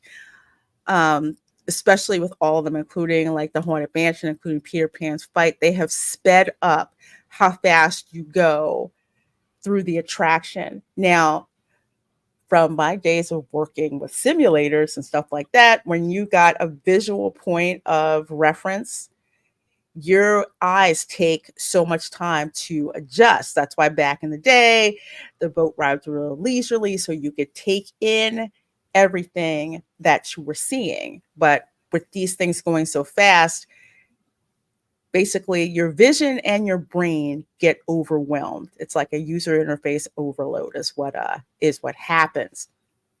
So it goes fast. The couple places where we stopped at, because I took a video through the whole thing, literally we're right there. And I'm like, oh, I can get a bunch of video. Okay, I can actually focus on what some of these things, what some of these settings are, the ones that were lit up, because there's a lot of spaces that are just dark for no freaking reason. Yeah, I don't think all the lights are working, actually. I think there's a lot of electrical issues throughout the entire attraction. Which you can see it here. You can see the stops right here. We're stopped, and I was hanging out in front of this Mama Odie for a long time. Oh, I was hanging out under her cauldron for a couple of minutes. I'm thinking, oh, we're gonna go through. No, and literally the loop stopped, and then it started again. You're lucky it wasn't today. She might have fallen in your lap. If it did, I would have took off with that thing. It was just an absolute mess. My daughter was just like, no, She was not impressed. She was not impressed. This one is such a What does it sound like in there? And done. Depending on where you are, sometimes it sounds good, sometimes it doesn't sound all that great. I think mostly you just hear okay, the story is very convoluted, but it doesn't really matter because you can't hear the story. The only thing you really hear is the music. Louis says something, I don't know what he said. Tiana says something, I don't know what she said. I just hear the music, and it's like, okay, this is clearly what the attempt is here, is to have nobody think about what they're doing and just be on a flume ride and just go through and see pretty pictures and think, oh, it's pretty. Oh, Tiana. Oh, I'm getting wet. And as far as I can tell, that's it. It is. Somebody called it.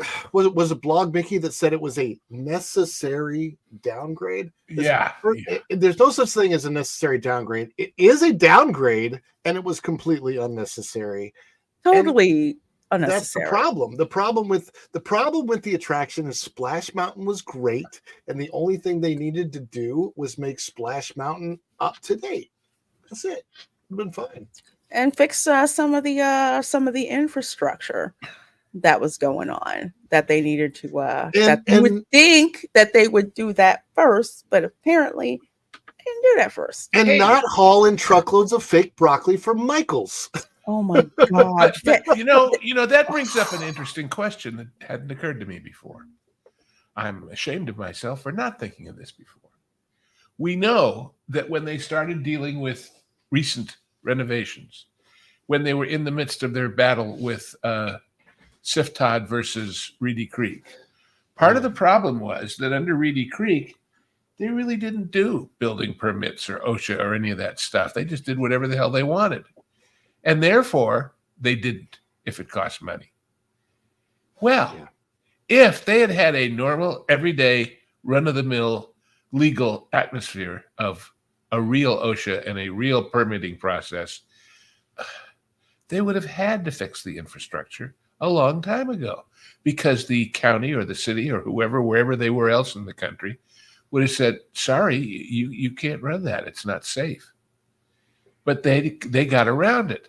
So aren't a lot of the problems we're seeing, whether they are the simplicity and plainness and terribleness of that new stuff at Epcot, or this, or anything else about the physical plant, the downstream negative results of the old regime of legal regulation and safety?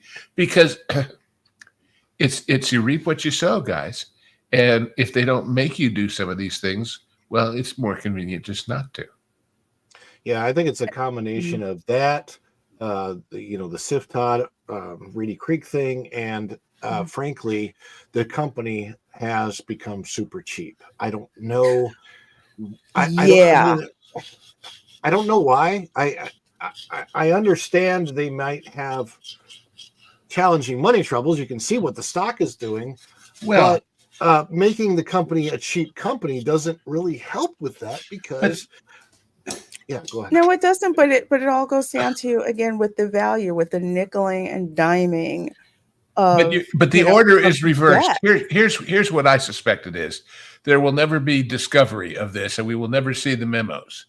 But I guarantee you, when, for one example, the price of Fox suddenly went much higher than they originally intended to pay for it, what did Bob say to everybody else about, oh my God, this is a lot more money? And he says, big deal. We raised the price of a drink at Disney World, $2 a glass. Yeah. No big deal. People will come anyway. Big deal. We'll just cut out this service that we didn't really want to give people anyway. They're still going to come. It's Disney World. The arrogance. For 5 years. Did I go what? To Communicore Hall. Did you see that thing? I have not been there. I haven't been there yet. I've seen the deplorable pictures from it looks like that. It looks like this. Go ahead. Yeah, it looks like a I've seen college dining halls and terminals that look better than this. It's got this sanitized look where it's just like it looks a banquet space, pretty much. All the furniture is mobile. It does look like a catering area or a convention center, maybe Florida Atlantic University Student Union or something like that.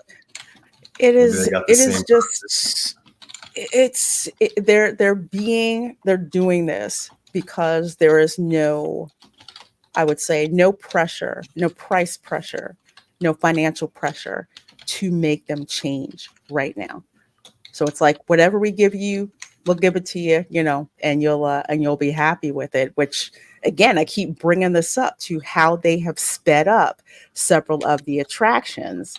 Same thing in Tiana's Bayou Adventure, because once it actually slowed down, was forced to slow down, you could actually pay attention even more and notice there's no freaking story going on, here at all. And the answer, because I answered Rover Boy, unlike with Splash Mountain, the animatronics weren't dependent on, at least from what I remember, from the motion of the logs. So with this attraction, it's like Tiana does not move or say anything really unless her animatronic gets triggered by one of the logs coming by. And that's something that I noticed. It's like we're getting ready to go up the hill a little bit and you don't hear the loop like you would with regular animatronics. Like even in Spaceship Earth.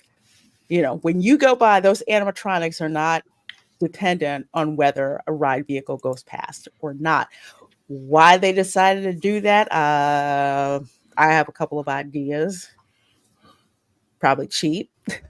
Like, we don't want to spend extra energy on the animatronic running when there's no boat there. It's like, okay, well, how frequently are those boats spaced out?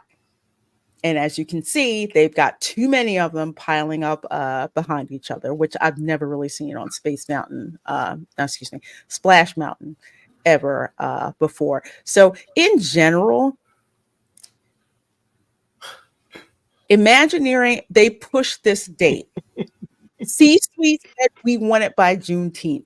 Imagineering probably said we're not going to be able to get it to you until August 31st. No, that's not going to work. You're going to have to get it done by that time. And this is the result of that. Yeah. And by the way, it's not just saving quote unquote energy. If you look at Spaceship Earth, they're all doing something all the time, which means somebody had to write it, act it, program it to run 12 minutes or whatever the loop is rather than a minute and a half. Mm-hmm.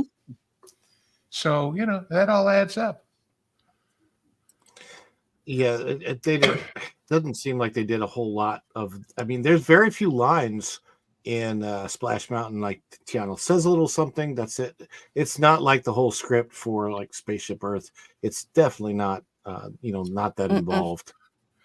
And as Lorena and I have laughed about already many times on this topic, the whole idea of the plot being, oh my God, we can't find musicians in New Orleans. What are we going to do? We're going to shrink tourists and teach them to play the trombone. Come on, guys. I have to laugh at that every time I hear. The sequel will be they can't find car dealers in Las Vegas. That's the sequel. I loved Epcot as a kid. I went there in 1984. I was 8 years old. I thought it was really amazing how it was set up. Half of it kind of celebrated the future. It showed you a specific vision. The other half celebrated international cultures. And so my first day at Epcot, that first day was spent kind of imagining the future. And then we went to these places, and Epcot was also about the best food. We went to the United Kingdom pub. It's the first place where I had real English tea, Earl Grey tea, and scones. And you had a waitress. You had a waitress that was from the UK. Yeah. Mm-hmm. So you were immersed in this experience. It had nothing to do really with Disney characters, IPs, Marvel, Star Wars, Tiana, Moana, really nothing like that. And that was your little oasis. When we read that article from the woman in the beginning of the stream, I think she felt the same way. There's people in the audience that they liked that different feel that Epcot gave out. Yeah. Magic Kingdom felt more crowded, didn't it? And then Epcot was a little less crowded. This is back in the day. Go ahead. Yeah, Rob. I think Matt and I know because we grew up with Six Flags, and so when you went to the Magic Kingdom, okay, Magic Kingdom was like a cooler version of a Six Flags, a more fantasy version of a Six Flags. But when you went to Epcot, so different, and it was the future. And the first place that I ever used what we now call today FaceTime was at Epcot, because they had kiosks where when you wanted to make that dining reservation for the UK, World Key, you'd actually FaceTime, World Key. You FaceTime with a cast member, and you made the reservation with like you were that. It was literally you were walking into the future. Clearly, they have no vision like that today. The only vision they have is, hey, how close can we make this to Central Park and put some plugins for phones? They don't even have a water feature in the center of Epcot anymore. It's weird. I know, Lorena, I know you have to go. This stream, by the way, this is going to redirect right into Lorena's stream. So you're watching what tonight, Lorena? We are watching, in honor of Father's Day tomorrow, we are watching a Goofy movie from 1995. So I can't wait. I've been wanting to watch this movie for quite some time. It is one of my favorites. I never get tired of watching it. It's so funny, and I love it. Well, I'm jealous because my agenda tonight, the genre guys and the Lost guys are doing a joint examination of Hangry Table's favorite bad movie, although I haven't quite gotten him to say it's bad yet. Oh. John Travolta with electronic nose boogers. Battlefield Earth. Oh no! I had not watched it, and I watched it last night in preparation for tonight's show. It's not as bad as The Acolyte. Well, you got a point. It's definitely better than neither was the Great Depression. Oh boy! So I want to say thank you so much. He was a better sci-fi novelist Lorena. than cult leader. Yeah. Thank you. Yeah, can you imagine his parents? So what do you want to be when you grow up, Ron? A cult leader or a bad sci-fi novelist? Are those my only two choices, Mom? Oh my God! Thanks so much for having me here, Ron. I appreciate it. Sorry I couldn't stay longer. No, you're good. We're going to redirect right into to your stream when this is done. So everybody that's watching over here, if you want to watch along with the Goofy movie, right? Yep. Yeah. Goofy and movie. It's yes. for Father's Day, and we'll be right with Lorena over there on the other side. So if you need to go, thank you so much. Let people know where they can find you real quick. Okay, well, folks, you can find me on Instagram, you can find me on X, Twitter, and of course, you can find me on YouTube. So I will see you all soon. Bye. Bye. Thank you, Lorena. All right. So, gentlemen, the light just left the building, Ron. I don't know what else we could say. Well, I think that's about it. I just wanted to give everyone an update on where we are with this debacle with Tiana's Bayou Adventure, because first of all, obviously, number one, they didn't need to change Splash Mountain, but they did. That ship has sailed. So since that ship has sailed, could they at least give us a working ride? Well, apparently that's too much of an ask as well, because I don't think that since the previews began 2 weeks ago, I don't think the ride has been in operation. I think it's been in operation less than 50% of the time that it was supposed to be. I'm thinking it's about 30% of the time that it has supposed to have been in operation since the previews began. It's been in operation. It's been down the majority of the time, and I just don't see how that's a good look for anything. That has not happened. I was there for previews of Mickey and Minnie's Runaway Railway, Ratatouille, Remy's Ratatouille. I did preview for Guardians of the Galaxy. I did preview for not Rise of the Resistance, because they didn't have a preview for that. It just went right into operation after they brought celebrities in. But Smuggler's Run, all of these previews. I've done a lot of previews, and I'm grateful for that. It's absolutely fun. But everything for the most part worked. The biggest before before Tiana's Bayou Adventure, the only problem that I ever had with the preview ride was on Guardians of the Galaxy. The very, very first time I rode it, when you got to the first stop before it sends you backwards, we were stopped there. And this was so funny. We were stopped there for about 2 minutes and the lights went dark. And there was no announcement of anything. We didn't know what was happening. And we're like, okay, it's a preview. It was literally the first week of cast previews. And the coaster was stopped for 2 minutes in the dark. And when it started, there was no warning. The lights went on and we hit backwards, and we had been sitting there for 2 minutes without any warning. And all of a sudden we're shot back at 60 miles an hour. And it was crazy. But it was kind of cool because I didn't know the ride did that at that point in time. It was my very first time on it. But every time I've ridden it since then, it's been fine, except for one time there was a halt on a hill, and then it started up about 15 seconds later. And the funny thing about that time is this was as a regular guest. And when we got off the ride, a cast member was kind of whispering to us. She said, "We know it stopped. Do you want to go on it again?" And she sent us right back through. Those of us that took her up on the offer that heard her, because she kind of whispered it to us, but we went right back through, and I rode it twice in a row, and it was actually a better experience. So, but on this, they're literally escorting some of the Disney executives off the ride in the middle of the ride for it breaking down. And I don't see how that's supposed to happen during a preview. That kind of thing should have been taken care of by WDI before they ever sent this to previews, because the cast previews and the guest previews, the DVC previews, Passholder previews, those are not to work out kinks with the ride. People keep saying that. That's not true. It is to train the cast of operations on how to operate the ride. And if there's any little things with operation, running faster, running slower, that's fine. But what the kind of mechanical issues they're facing, this is not that. And there's a secondary reason beyond practice for the operators. They want the rest of the cast members at all the other parks, when some guests ask, "So how is that thing?" to be thrilled, to be genuinely enthused, to spread the positive energy. Yeah. And if they can't honestly do that, if they look at you with a kind of a wink and say, "Well, wow, is that deadly, deadly."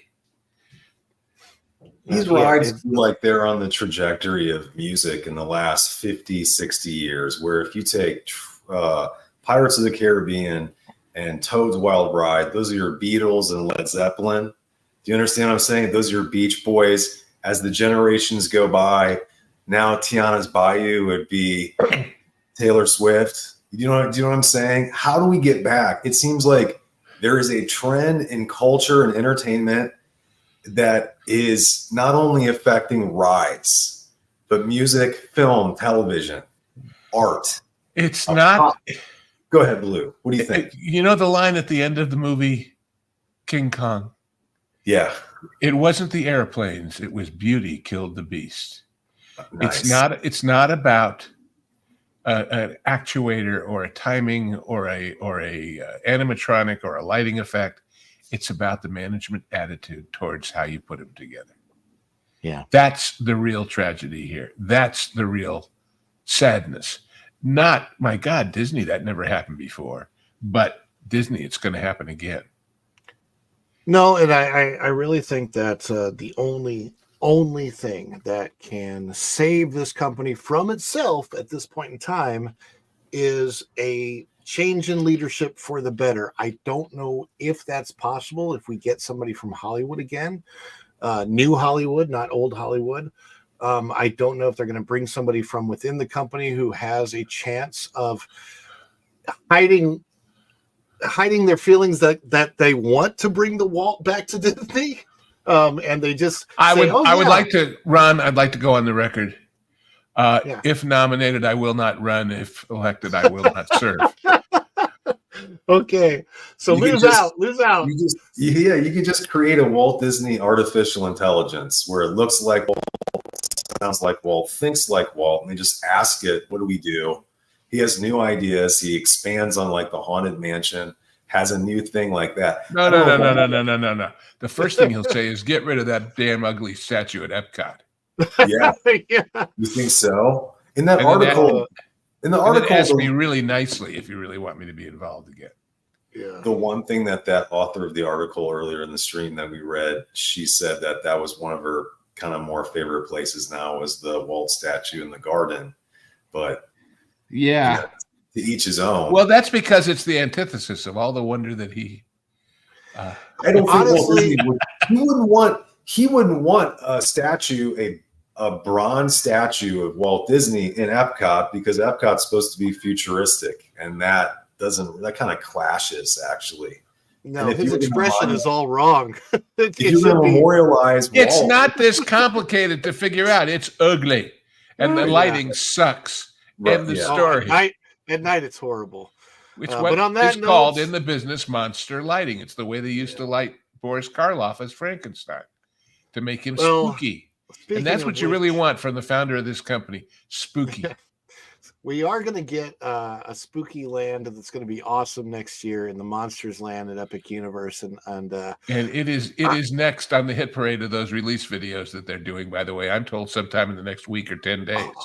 Yeah, it's going to be epic when like I said, next year we're going to have Epic Universe and Disney's going to have Epic Fail. I really do believe that. I got to get going on that note, guys. Thank you so much, both of you, for being here. Lou, is there anything that you want to let people know where to find you? Well, we've now come to the conclusion that we're going to do the thing that Vash and I do on Hollywood with Lou and you as a live show every week. And it's going to be Sundays at 2 p.m. Eastern, unless it's a Sunday that we can't make it, in which case we'll tape one, of course. But so that'll be tomorrow at 2 p.m. on T3PO, the new channel. And it's always fun because I go into it not knowing what the questions will be. And doing it live, it'll be even more spontaneous because we'll get them from the chat as people put them out there.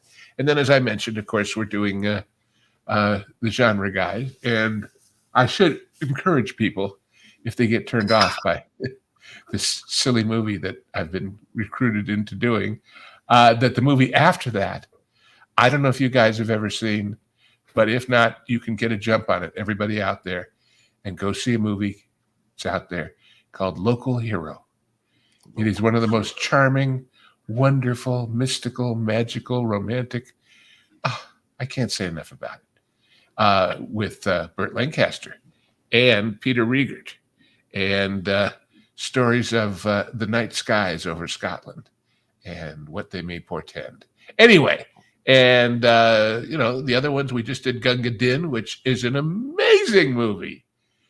As I said on the stream, the battle scenes in this 1936, 7, 8, no CGI, just guys movie are as big as Lord of the Rings in their own way. They are that impressive and that huge. And when you know that it's not CGI people, it's guys on horses in the middle of the desert in California pretending they're in England, fighting it out for king and country. It's pretty great. And of course, along with that, it has Douglas Fairbanks Jr. and Cary Grant and Victor McLaughlin and Joan Fontaine. And well, it's pretty special too. So our message, there's plenty of good entertainment out there. They just made it a little longer ago than yesterday's brunch, yes. And with a little more care. All right, I'll shut up now. Through that. Matt, over to you. Where can people find you? What are you up to right now? You can find me at X at Ozark Matt _Ozark Matt. My latest short story is wrapping up, Starseed and the Beaver King. You can find that at theriverhillstraveler.com. Theriverhillstraveler.com. Riverhillstraveler.com. Yes. And also, I would like to encourage people to look up, and if I haven't linked it already, I'll link it in the description of this video for later. Vacation Radio, started by WDW Pro. I apparently have a song on Vacation Radio now. I haven't heard it yet, but I sent it over to Pro, and he said he was going to add it to the station. Very cool. And it's great if you're traveling and you're on a road trip and you want to put some songs on that are just a family, wholesome, traditional, appropriate, and all different kinds of genres. There's rock, there's country, there's surf music. It's really, really fun to listen to. So I would definitely encourage everybody to go to Vacation Radio. You can look that up on YouTube and find that pretty easily. And I will link it in the description below. I don't think I have yet, but I will. And I'll link everybody's, info in the description below. Thank you so much, gentlemen, Matt, Lou, Virginia, Lorena, for coming in today to this live stream. As I'm in this learning process of how to put these together, and I want to do more shows like this, at least 3 a week. That's my goal, is to put together 3 scheduled shows a week, and then 2 to 3 vlogs per week, and balance that out. Vlogging is much more challenging because to edit a 15 to 20 minute vlog will take me 8 to 12 hours to put those edits together. So, but this is a whole different ball game of planning out the show and finding the clips and inviting guests and thank God you guys showed up. I appreciate it so much. And the audience, we could not do what we do without you. So thank you so much. And if you want to watch the Goofy movie, you'll be redirected over to there. Thank you so much, everybody out in the audience, viewership watching. Happy Father's Day. Happy Father's Day. Well, thank you. Happy Father's Day, Lou. Happy Father's Day, Matt. And happy Father's Day to all the fathers out there. Yes, you were going to say something. And all you mothers, too. Yes, the mothers. The pixie dusters. That's right. And on that note, have a great night, everybody. And we will see you real soon. Bye-bye, everybody. Ciao.